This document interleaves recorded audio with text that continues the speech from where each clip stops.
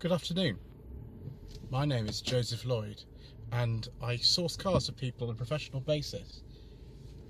Although most of the cars I source are between £1,000 and £5,000, very often I've been asked to show something a little bit cheaper on the channel, and so I came up with No Budget Reviews, the series where we look at cars that you can buy in good condition with an MOT for under £1,000 and you can enjoy driving. We don't film this in an expensive manner, we don't use separate microphones, we don't use fluid head tripods, we don't even use a DSLR, but we do have a lot of fun.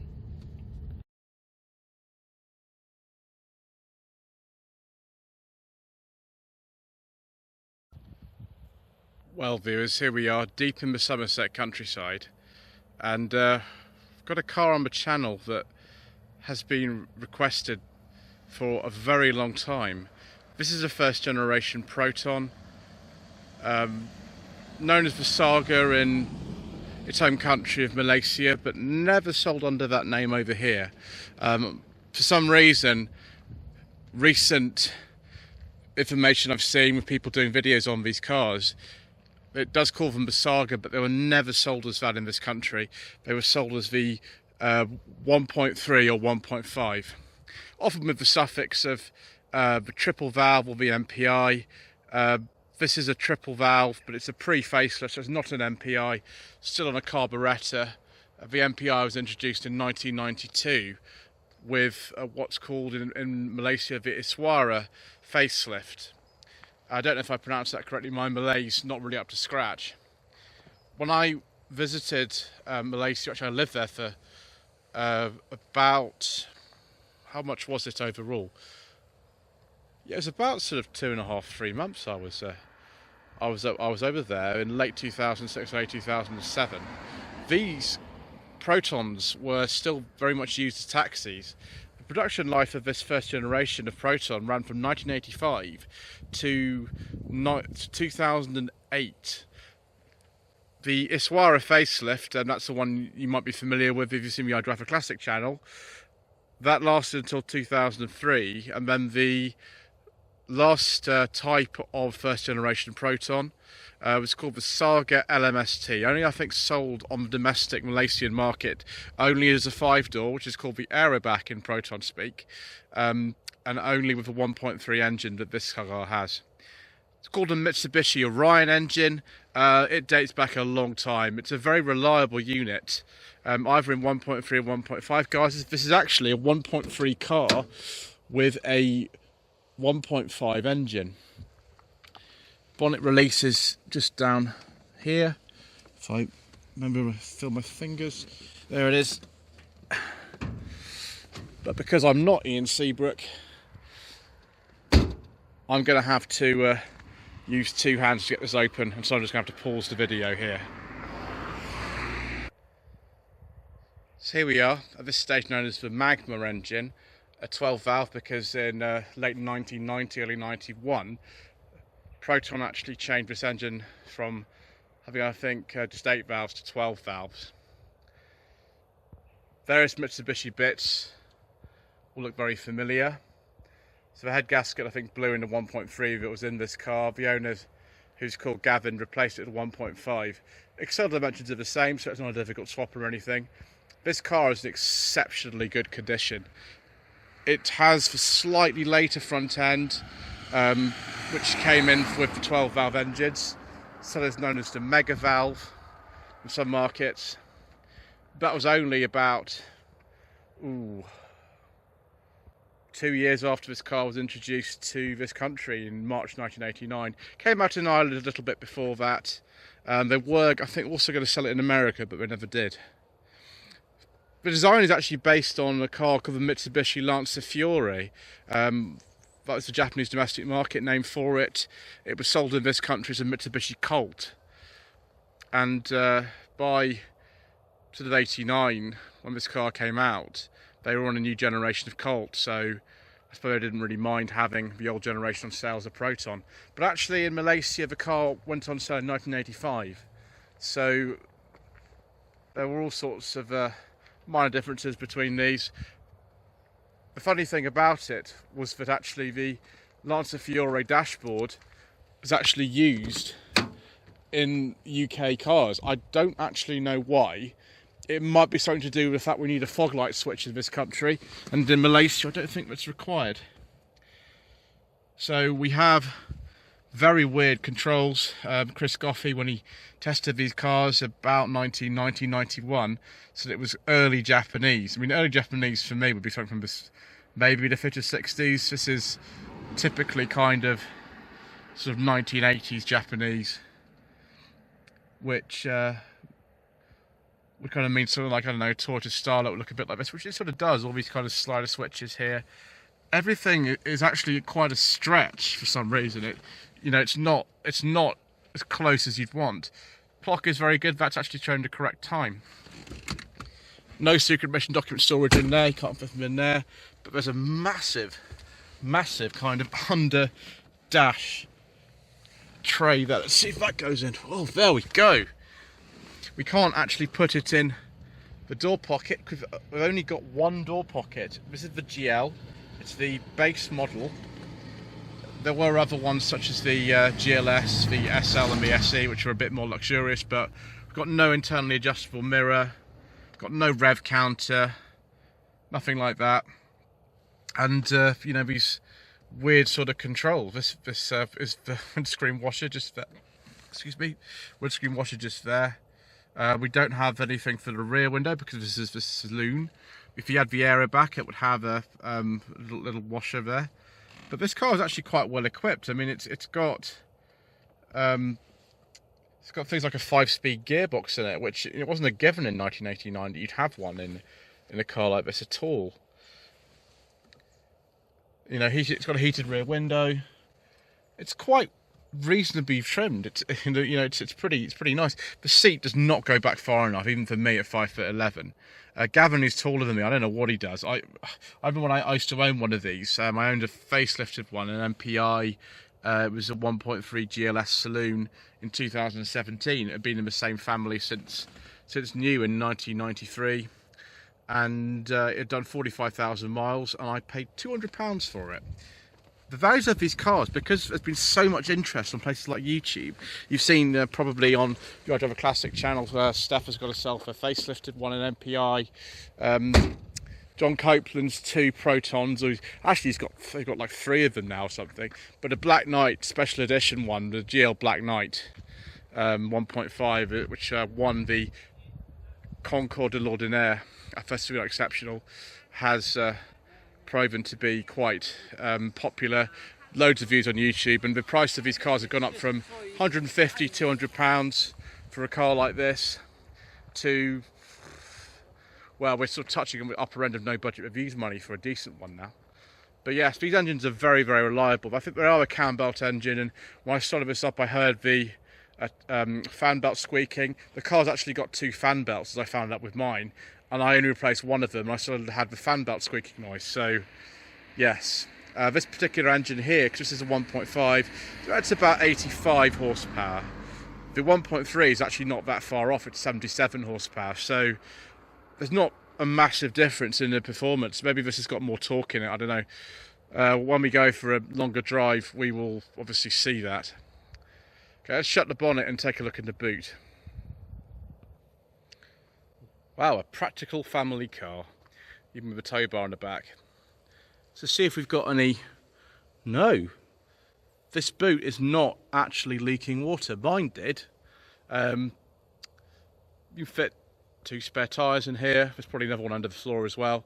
Baby buggy. You can even see it on the side of here. I thought this was a terrible design flaw of these saloons, where you could just like lose things down the side and they just all fall in there, which isn't great.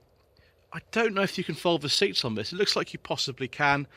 I'm not gonna say. I think normally in a saloon with folding seats that comes actually from the back, but yes, you can see. Actually, you think that folds. That's really nice.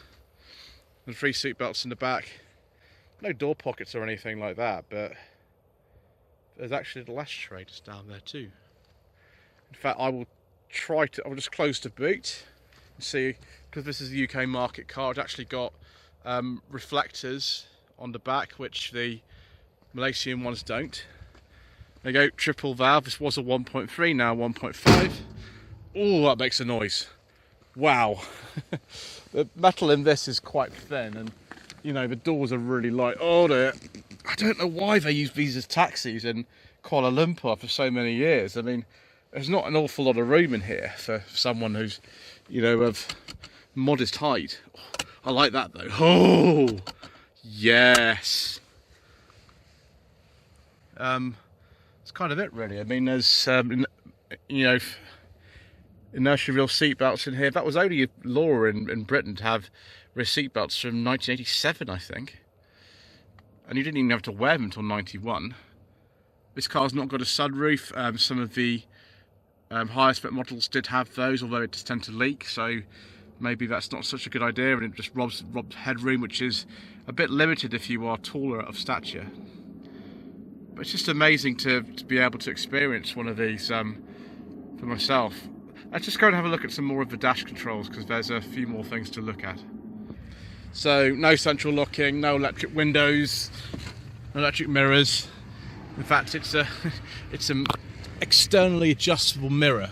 There's no internal adjustment at all. You have to poke your fingers on the glass. And the one I had, when I first time I did that, the glass fell out, which was not fun. When these cars get really old, you can see that the heated rear window switch and the hazard light switch, they actually kind of go a bit nasty, so you can't actually see what they are. Weirdly, there's all these kind of little pockets for change and ashtray and all sorts of things. And there's another one down here for, I don't know what, cassette. This is a modern unit put in, which is a lot more useful these days. And we've got some Proton branded mats. 5-speed manual in all UK cars. The automatic was an option. I think it's a 3-speed in that, actually. It's not the widest car, but it is useful for little roads like this. So yes, I've quite enjoyed it really. I think it's time to take it for a drive.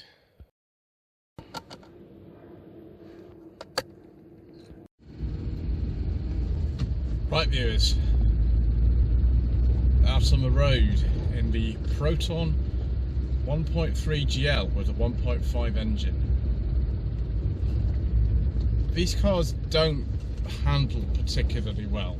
When Ian Seabrook had his car, I think it was about 4 years ago, it was a pre-facelift one like this, aeroback, and he said they handle well.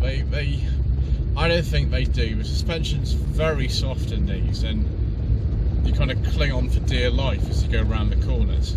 I know from just having had my own one of these, although this car does handle better because, as you might have seen on the outside, we're actually on wheels from one of the special edition Protons in this car. So it actually does feel much better on the road. That might be an upgrade you might want to do if you own one of these cars, is to fit some bigger tyres and alloy wheels, because it will make the car handle a lot better. The skinny standard steel wheels, I think they're 13 inches or something, just, yeah, they're not good. The ride's actually pretty good. I mean, there are some rough roads in Malaysia, so, you know, being tuned for local markets, quite a good idea. The engine makes that characteristic noise. It's a bit tappety. It is an overhead cam design, and it was actually in use, can you believe it, until 2017 in some Chinese market cars. But it is a very straightforward car to drive for something that's and designed from 1983, which is when the Lancer Fiore came out in Japan. It's pretty user friendly. Feels better than, I don't know, Mark II Astra or something like that. Although a Daewoo Nexia, which was on the market at the same time as this, right at the end of Proton 1.3, 1.5 production, does feel much more modern than this. And there is one of those on the channel too. I think I'm the only channel in this country to have done a contemporary review of 2 Daewoo Nexias. So yes, 1.3 engine with 77 horsepower and a 1.5 with about 85. as Chris Coffey said in one of the only contemporary tests I remember on these cars when they were new, apparently the 1.5 has much more torque, but it just feels really similar to the 1.3 that I had. I can't notice much in the way of difference. It does feel quite sprightly. Brakes feel pretty good, the car's not very heavy or anything like that. Yeah, it's quite pleasant really. It's not perhaps the fastest or most dynamic car, but I like it.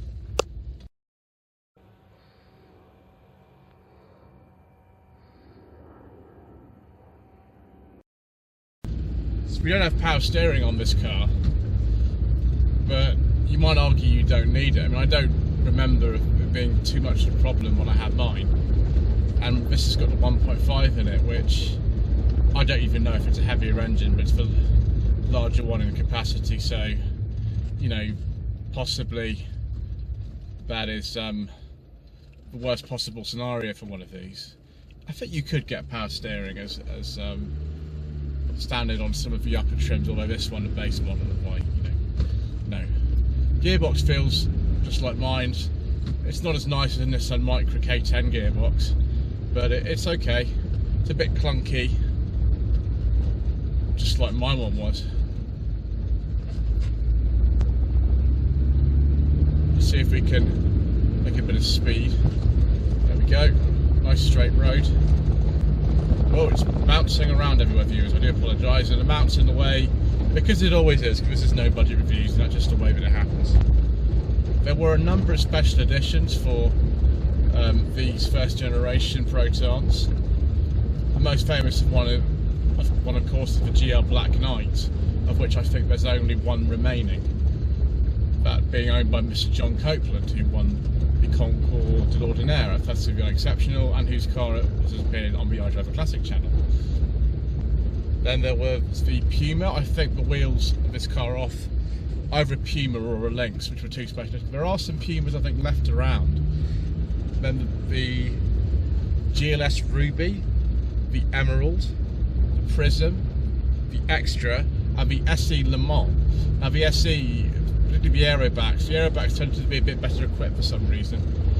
Those were the sort of ones to have if you were really into your early Protons.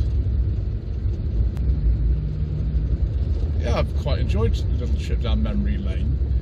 You know, for myself, I drove mine all the way to, I think it was called the Fire and Thunder weekend at Santa Pod. I just happened to have one at the time, and my lady wife and I drove in it. It was okay. It's a bit noisy on the motorway, but it's got a 5-speed gearbox, and yeah, it was sort of fun really. And these cars are a lot of fun. I mean, just if you really want one, get one before they become a bit prohibitively expensive, because you know, prices are rising at the moment. Right, let's go back and sum up thoughts about this amazing Proton 1.3 GL with a 1.5 engine.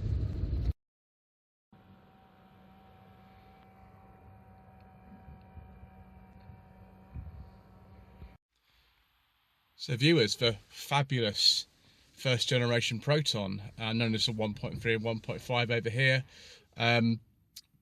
obviously the Saga in Malaysia and other countries, should you consider one of these with your budget of up to £1,000? Well, I don't see why not. I mean, they're not for everyone, these cars. I mean, much as they've been lauded with praise in, you know, certain areas over the last couple of years, when, you know, for years nobody wanted these. They do have some downsides. The sheet metal's very thin. They don't handle particularly well on standard wheels. This is an exception. It's got the uprated ones, which were used on the SL model as well. So just bear that in mind. And you know, finding some bits might be a little bit difficult for these, although they were made in Malaysia until 2008. So maybe that's not such a difficulty. But I've enjoyed this little trip down memory lane, not necessarily because I was familiar with these cars when I was younger, because I knew enough about them, but I wasn't particularly kind of enamoured with them or anything else. but because I used to own one of these myself, it's been quite comforting, just to kind of know what they're like in a slightly different format. Anyway, thank you ever so much indeed for watching this episode of No Budget Reviews. Please don't forget to subscribe to the channel, like this video, leave a comment below. It really helps out and allows us to carry on, going around the country and finding interesting cars to film. Thank you ever so much indeed once again.